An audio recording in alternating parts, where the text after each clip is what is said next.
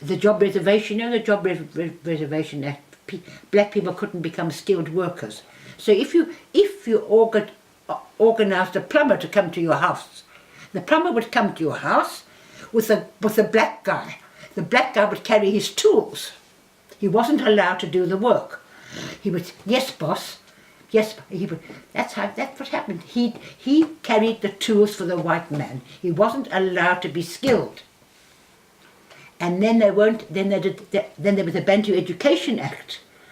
We had a special act for Bantu education where black people were not allowed to earn. Philip and Dean are dealing with it now. Black doctors who were not allowed to study maths. In Parliament, you look, if you can get on the internet, Parliament at that time, that period, you will find people getting up and saying, the black man, it's no good teaching a black man maths, he will never learn.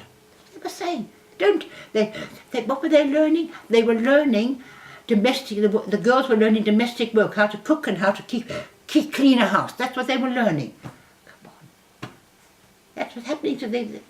When India became independent, Ramesh, there was a fully fledged Indian civil service.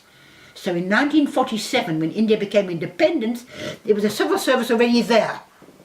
When South Africa got independence, you had to be a good ANC person first, and you came into Parliament. You had no skills, nothing. No house, no school, no nothing. You were made an MP. That was the problem. They had nothing. They were just, because they were good ANC people, they ran Parliament. Can you imagine the problems at the beginning? That's gave it a different story to India, a very different story to India. You know, I met the Queen, Tamesh. You know, I met the Queen. The Queen invited us all to Buckingham Palace. The Queen invited the anti-apartheid movement for the concert of Mandela to Buckingham Palace to say thank you. What do you think of that? So the Queen invited us to Buckingham Palace. That was when I spoke to Prince Philip. He was talking to people and he was telling them he'd been to South Africa, and I heard Christabel say, how did you go there when there was a boycott? He said, I went on a royal visit. And when he was all alone, I said, hello, Prince Philip. Hello, Prince Philip. I said, how are you?